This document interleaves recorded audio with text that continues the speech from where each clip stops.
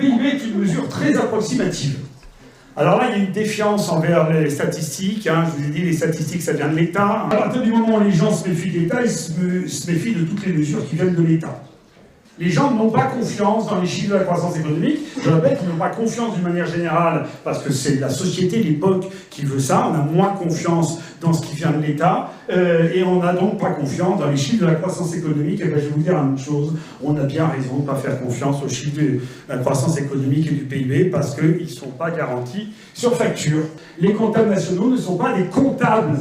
Ils sont des comptables nationaux. Un comptable, vous savez tout ce que c'est. Ça prend des factures, ça les additionne, ça fait des bilans, hein, des débits-crédits, et puis à la fin, ça tombe juste au centime près. C'est ça le boulot d'un comptable. Quand l'INSEE fait des études et des enquêtes chaque année auprès des entreprises en leur demandant quels sont les revenus que vous versez, quelle est votre valeur ajoutée, etc., il y a quoi? Il y a 10% des entreprises qui répondent, c'est tout. Puis il faut faire avec ça.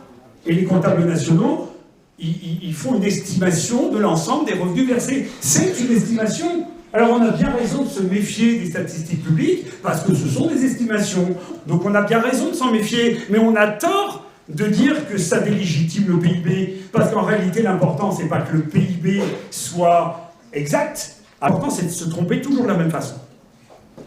Si on se trompe toujours de la même façon, les évolutions, puisque je vous rappelle que ce qui nous intéresse finalement le plus dans le PIB, c'est une approximation de l'évolution de la richesse, eh bien, l'évolution elle sera toujours la même.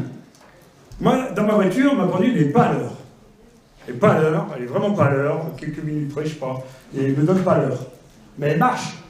Donc je sais combien de temps je mets pour arriver, et je sais à quelle vitesse le temps passe.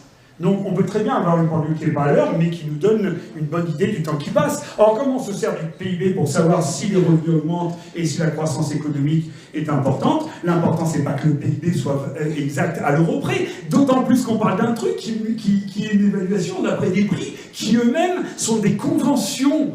Un prix, il faut quand même se dire une chose, c'est qu'un prix, ça n'a pas de valeur exacte. Cette télécommande, c'est quoi son prix? Est-ce que c'est le prix auquel je l'ai acheté il y a je ne sais pas combien d'années? Est-ce que c'est le prix auquel je pourrais éventuellement la revendre aujourd'hui? Est-ce que c'est le prix qu'elle vaut aujourd'hui neuf? Tous ces prix-là sont différents. Un prix est une convention, un prix c'est un accord entre des gens qui veulent acheter, des gens qui veulent vendre, et il n'y a pas de prix inscrit à l'intérieur du produit, vous voyez? Si vous pensez qu'il n'y a pas de juste prix, qu'il n'y a pas de prix intégré à un produit, ça veut dire que le prix c'est n'importe quoi. Et à la fin, le PIB vaut la somme de tout ce qui est fabriqué multiplié par le prix. En réalité, le PIB n'est pas une valeur exacte, une estimation exacte de la valeur des choses.